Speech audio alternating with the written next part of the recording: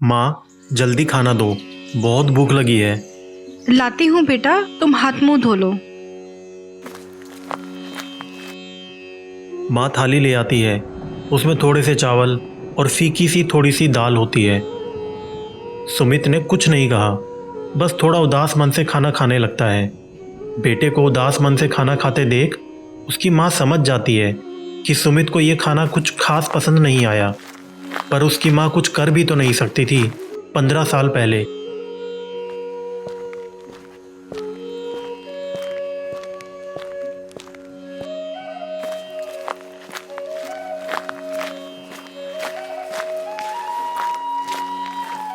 पापा पापा आज मेरे लिए क्या लाए हो? जाओ खुद ही देख लो बैग में। अरे वाह, मेरे लिए इतनी सारी चॉकलेट्स। ये पापा आई लव यू, आप बहुत अच्छे हो। और मैं अच्छी नहीं हूँ क्या?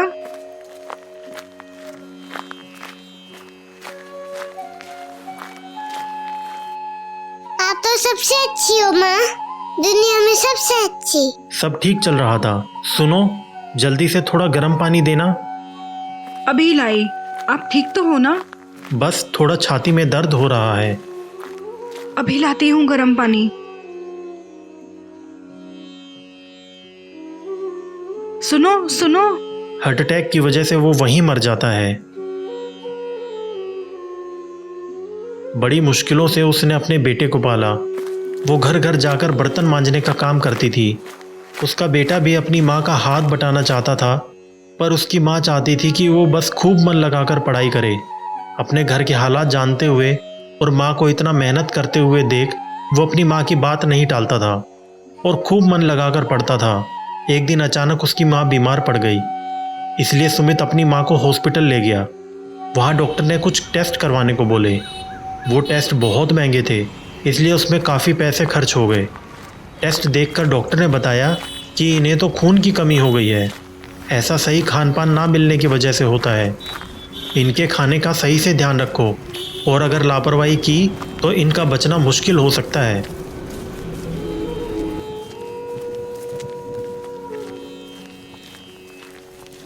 माँ, आप पैसे दो, मैं दवा लेकर आता हूँ।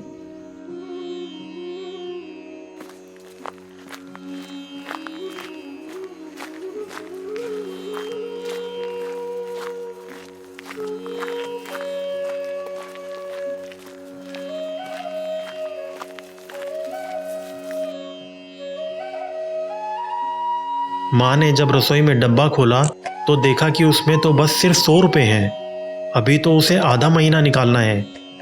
क्या हुआ माँ, दो ना पैसे, मैं लेकर आता हूँ दवा। बेटा, मैं जहाँ काम करती हूँ वहाँ से कुछ पैसे ले आऊंगी, फिर ले आना तुम दवा। अभी रहने दो। पर माँ, दवा तो ज़रूरी है। हाँ बेटा, पर अभी सिर्फ 100 रुपये ही बचे हैं और आधा महीना निकालना है। ऊपर से टेस्ट में भी हज़ारों रुपए खर्च हो गए, इसलिए कह रही हूँ कि कल मैं ले आऊंगी पैसे। अगले दिन वो जहाँ जहाँ काम करती थी उन सब के यहाँ से उसने पैसे मांगने शुरू किए, पर किसी ने भी उसको पैसे नहीं दिए। अब वो दुखी मन से घर वापस आ जाती है।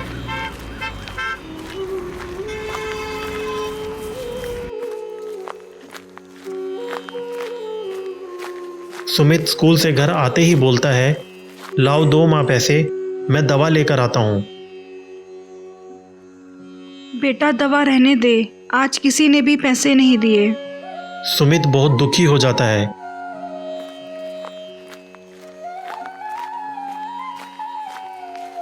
और अकेले में रोने लगता है।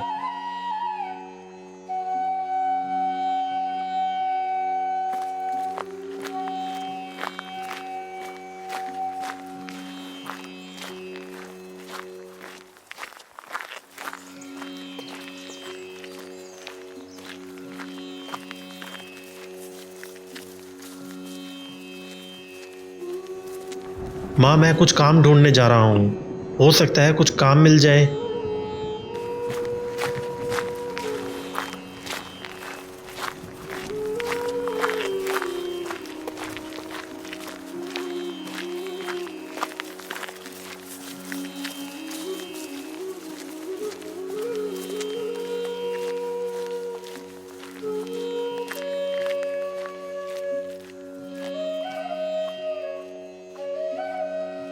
वो एक जगह गाड़ी साफ करने का काम करने लगता है, पर वहाँ से भी उसे शाम को सिर्फ 100 रुपये ही मिलने वाले थे और माँ की दवा कम से कम 1000 रुपये की थी। अचानक उसकी नज़र गाड़ी में रखे एक सेठ के पर्स पर पड़ती है। वो मन ही मन सोचता है कि यहाँ काम करके तो मुझे शाम को सिर्फ 100 रुपये ही मिलेंगे, पर अगर मैं ये पर्स चुरा लूँ तो मेरी माँ की दवा और खाना दोनों आ जाएंगे। ये सोचकर वो पर्स चुरा लेता है।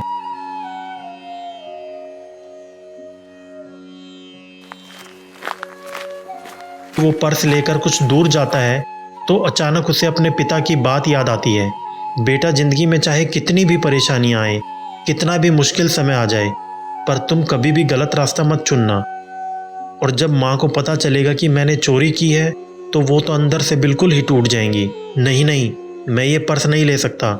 ये मैंने क्या किया। वो उस पर्स को उस गाड़ी के मालिक को लौटाने जाता है। सेठ जी, ये आपका पर्स। अरे हाँ, ये तो मैं शायद गाड़ी में ही भूल गया था। हाँ सेठ जी, और मैं इसे चुरा कर ले जा रहा था। क्या?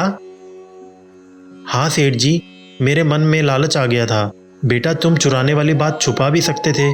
नहीं सेठ जी, मेरी माँ कहती है कि कभी झूठ नहीं बोलना चाहिए। बहुत खुशकिस्मत है तुम्हारी माँ, जो तुम्हें इतने अच्छे संस्कार दिए हैं उन्होंने। खुशकिस्मत भी और सबसे बड़ी बदनसीब भी। क्या मतलब? सेठ जी, मैंने ये पर्स अपनी माँ की दवा और खाना खरीदने के लिए चुराया था। अगर उन्हें आज दवा नहीं मिली तो पता नहीं कल तक क्या होगा। ये बात सुनकर सेठ जी उस लड़के के साथ उसके घर जाते हैं और देखते हैं कि वो लड़का तो सच बोल रहा था। तुम टेंशन मत लो बेटा, मैं दूंगा तुम्हारा और तुम्हारी माँ का खाने का और दवा का खर्चा।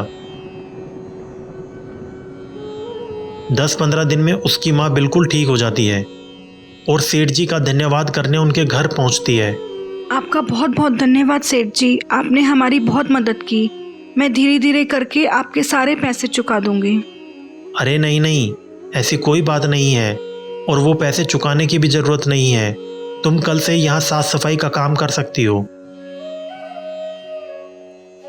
और काफ़ी अच्छे पैसों में वो वहाँ काम करने लग जाती है। समय बीत जाता है और पढ़ाई पूरी करके सुमित पुलिस इंस्पेक्टर बन जाता है।